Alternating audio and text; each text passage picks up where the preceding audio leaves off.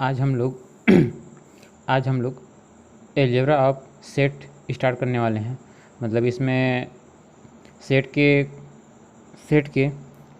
किस टाइप के बीजगणितीय रूप है या नियम है उसके बारे में जान लेते हैं। तो यहाँ सबसे फर्स्ट में ये है आइडेम्पोर्टेंट लॉ। तो इस लॉ के अकॉर्डिंग इस टाइप से होता है, set A union A equal A. कहने का मतलब ये है, और कोई भी सेट, मतलब एक सेट का उसी सेट के साथ हम अगर यूनियन निकालते हैं उसकी जो वैल्यू होती है वो ए ही होती है। ये आइडेम्पोर्टेंट लॉ है। और इस टाइप से यहाँ पर यूनियन लिए हैं। तो यहाँ पर सेकंड वाला ये है, यहाँ पर अगर set A intersection set A ही लेंगे तो यहाँ पर वैल्यू जो आएगी वो ए की वैल्यू ही होगी। इसलिए क्या कह सकते हैं, ए इंटरसेक्शन ए इक्वल ए। इसी टाइप से एक और है सेकंड नंबर का आइडेंटिटी लॉ। आइडेंटिटी लॉ कहने का मतलब ये है कि यहाँ पर कोई एक सेट लेंगे और यहाँ उसके साथ यूनियन होगा। ये यूनिवर्सल सेट है। अगर यूनिवर्सल सेट के साथ हम किसी भी सेट का यूनियन निकालते हैं तो वही सेट मिलता है।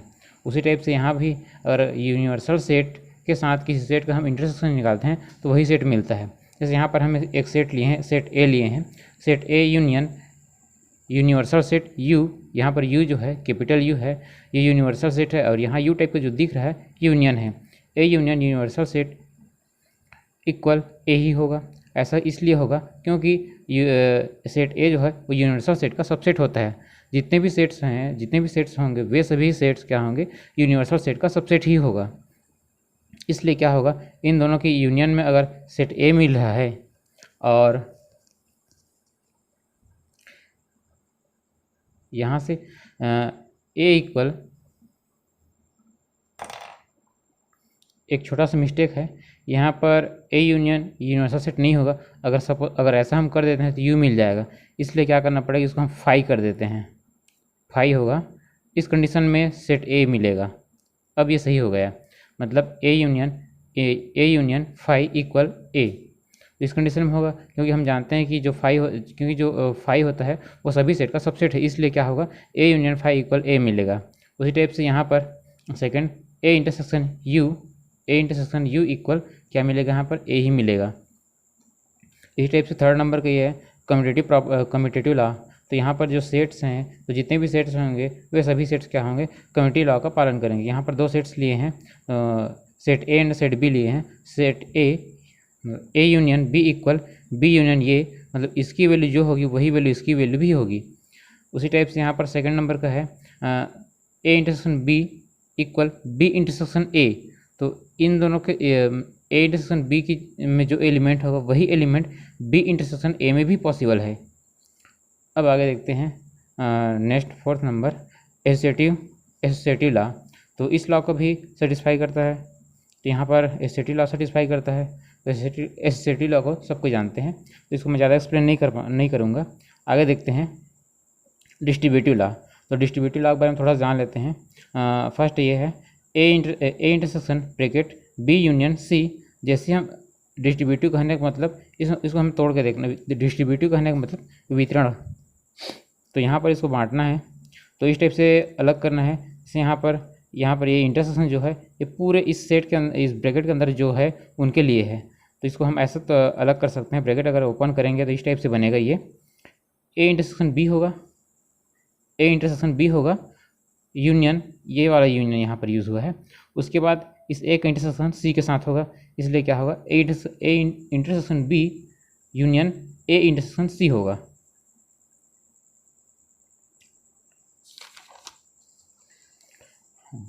इसी टाइप से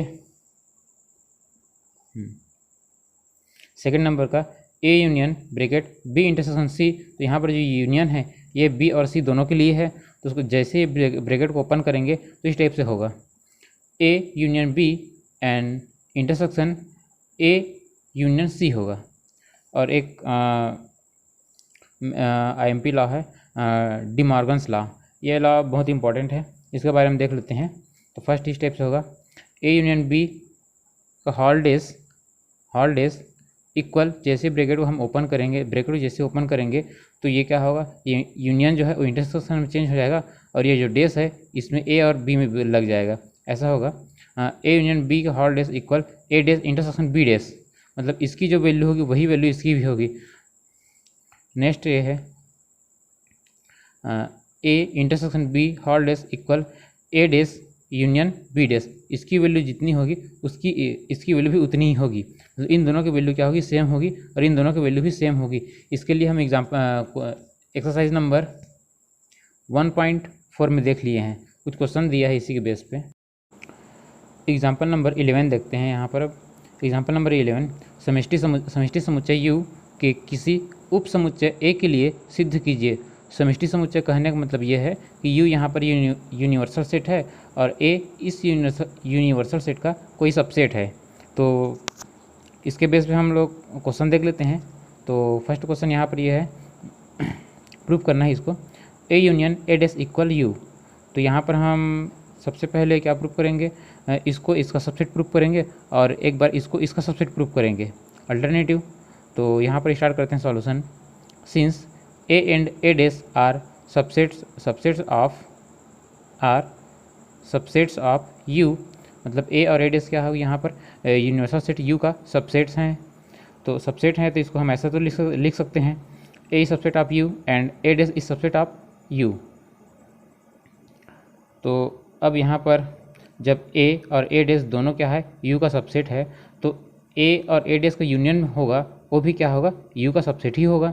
इसलिए हम क्या लिख सकते हैं, hence A union A dash is subset of U. इसको हम इक्वेशन नंबर फर्स्ट मान लिए हैं। अब हमें ये प्रूफ करना पड़ेगा, देखो यहाँ पर ये क्या प्रूफ हुआ है, A union A dash is subset of U proof हुआ है। तो हमें ये प्रूफ करना पड़ेगा अगला कि यू क्या होगा, इसका सबसेट होगा। तो देखते हैं आगे। Again let X belongs to U, let X belongs to you.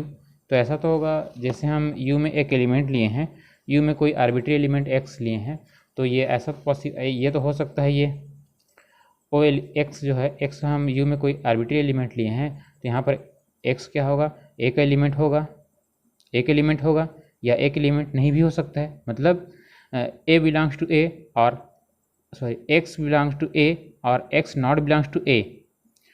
Possible ये भी हो सकता है कि एक्स क्या होगा, एक एलिमेंट होगा, या एक्स क्या होगा, एक एलिमेंट नहीं होगा। तो इसको आगे बढ़ाते हैं।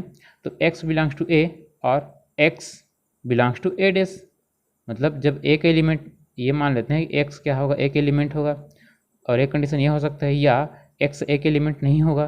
तो इसको हम आगे बढ़ाते हैं सेम टू सेम। तो अगर ये एक्स क्या है, एक एलिमेंट नहीं है, तो कहाँ के एलिमेंट हो सकता है, ये ए डेस के एलिमेंट हो सकता है। यहाँ पर ए डेस लिखे हैं ना, इसलिए क्या लिख सकते हैं, एक्स बिलोंग्स टू ए और X belongs to A dash. अब यहाँ पर क्या हो गया कि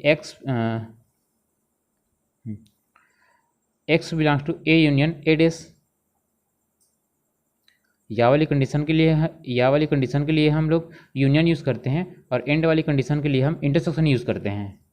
तो यहाँ पर एक्स जो है, X belongs to A union A dash कहने का मतलब ये है कि एक्स ए में होगा, ए में हो सकता है या बी में हो सकता है, किसी न किसी में तो होगा, दोनों में से। इसलिए ऐसा लिख सकते हैं, hence X belongs to U then X belongs to A union A dash. जैसे ही अगर एक्स को किसी सेट का अगर एलिमेंट लेते हैं और उस एलिमेंट किसी अन्य सेट में आ जाता है, तो सबसेट क्या हो जाता है, सबसेट हो जाता है। कहने का मतलब ये है, एक्स को हम कहाँ लेके चले थे, यू में लेके चले थे, तो ये कहाँ मिल गया हमें, एक्स ए यूनियन ए डेस में मिल गया। इसलिए क्या होगा, यू क्या होगा, ए यूनियन ए डेस का क्या होगा, सबसेट हो जाएगा ये।